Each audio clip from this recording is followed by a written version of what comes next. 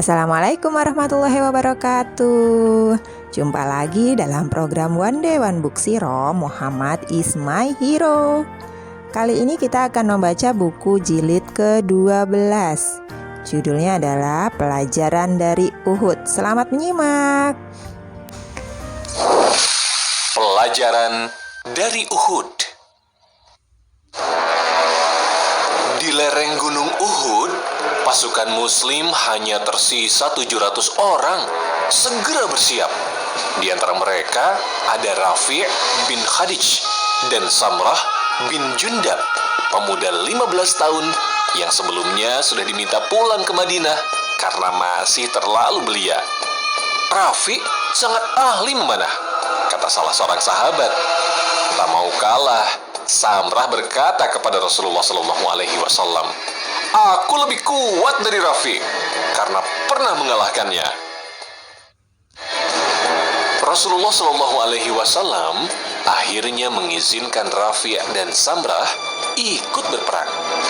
Hebat ya, meski masih muda, mereka membuktikan cinta mereka kepada Allah Subhanahu wa Ta'ala dan Rasul-Nya.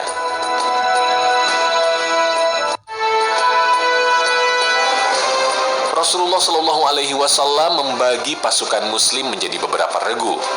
Regu-regu pemanah ulung berjumlah 50 sahabat yang dipimpin oleh Abdullah bin Jubair. Mereka ditempatkan di atas bukit. "Tetaplah di posisi kalian dan jagalah sisi belakang kami. Jika kalian melihat kami menang, jangan sekali-kali turun dan mengikuti kami.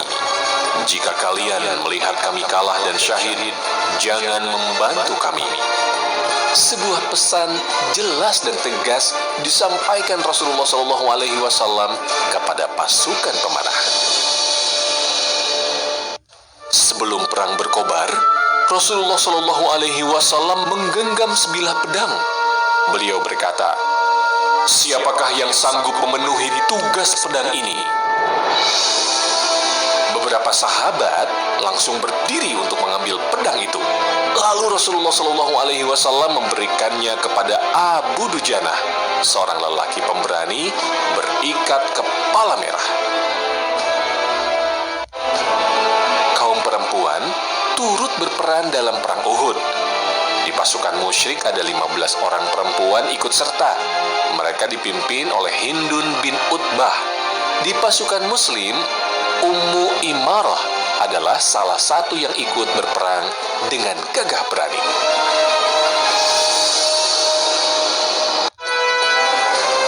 Perang berkecamuk dengan sangat dahsyat. Dipimpin para pahlawan Islam, termasuk Hamzah bin Abdul Muttalib, Abu Dujanah, dan Mus'ab bin Umair. Kaum muslim mampu memporak-porandakan musuh. Meski lebih unggul dalam jumlah pasukan dan peralatan perang, pasukan musyrik tetap terpojok. Mereka berlari pontang-panting meninggalkan medan peperangan. Mengetahui perang seakan sudah berakhir dan pasukan muslim menang, sebagian besar pasukan pemanah turun dari bukit. Hanya Abdullah bin Zubair dan 9 pasukan pemanah yang tetap bertahan. "Aku tidak akan melanggar perintah Rasulullah SAW," kata Abdullah bin Zubair.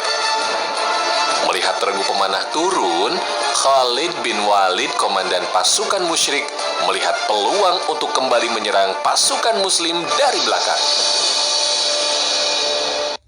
Serangan tak terduga itu memporak-porandakan pasukan muslim.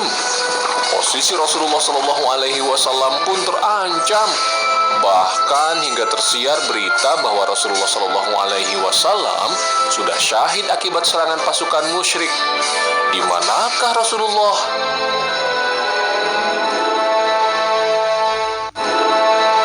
Rasulullah SAW ada bersama para sahabat yang melindunginya. Beliau sudah berdarah dan terluka hingga giginya tanggal. Luar biasa pemandangan di sekitar Rasulullah SAW. Mus'ab bin Umair dan 7 orang Ansor gugur ketika mereka menjadi tameng hidup untuk melindungi Rasulullah SAW. Sa'ad bin Abi Waqqas dan Tolha bin Ubaidillah berjuang mati-matian melindungi Rasulullah SAW. Bahkan tubuh Tolha terkena belasan anak panah saat menggendong Rasulullah SAW untuk berlindung di balik bukit pasir. Rasulullah SAW pun bergumam, sudah seharusnya Tolha masuk surga. Peperangan pun berakhir.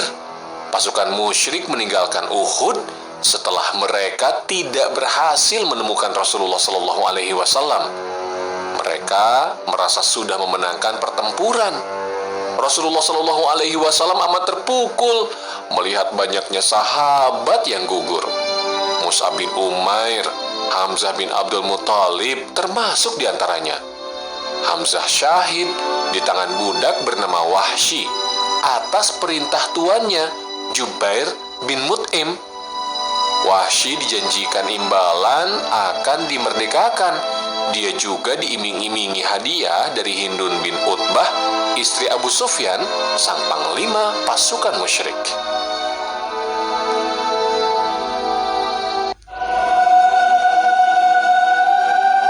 Ibnu Mas'ud menceritakan, tidak pernah kami melihat Rasulullah SAW menangis melebihi tangisan beliau terhadap kematian Hamzah bin Abdul Muthalib. Beliau menghadapkannya ke kiblat, kemudian beliau berdiri di depan jenazahnya dan menangis terisak.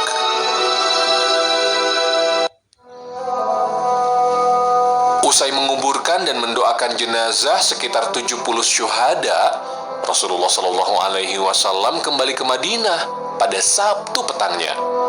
Esoknya, Ahad pagi usai sholat subuh, Rasulullah SAW bersiap kembali mengejar pasukan musyrik.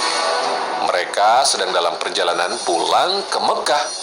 Beliau juga memerintahkan Bilal untuk menyampaikan perintah kepada para pasukan.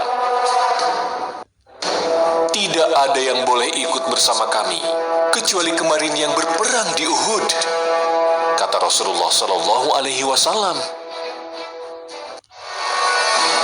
Masya Allah, rasa lelah belum lagi sirna.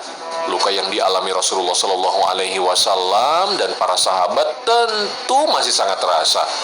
Akan tetapi, semua bersiap dan taat pada perintah Rasulullah SAW. Mereka berangkat kembali untuk mengejar dan berperang dengan pasukan musyrik.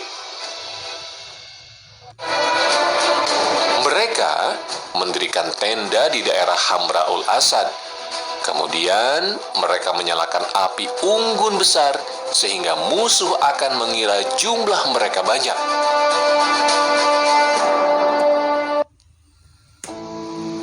Seseorang bernama Ma'bad al-Khuzai melewati daerah tempat pasukan muslim bermalam. Dia segera melaporkannya kepada Abu Sufyan, panglima pasukan musyrik. Allah Subhanahu wa Ta'ala menyusupkan rasa takut kepada Abu Sufyan.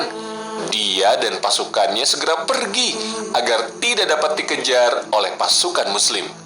Rasulullah SAW dan seluruh pasukan akhirnya kembali ke Madinah. Begitulah cara Allah Subhanahu wa Ta'ala menjaga harga diri kaum muslim. Pasukan musyrik begitu gentar. Pasukan muslim tetap terhormat karena tidak menyerah.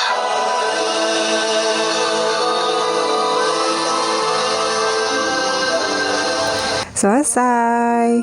Terima kasih telah menyimak ya. Sampai besok di jilid 13. Assalamualaikum warahmatullahi wabarakatuh.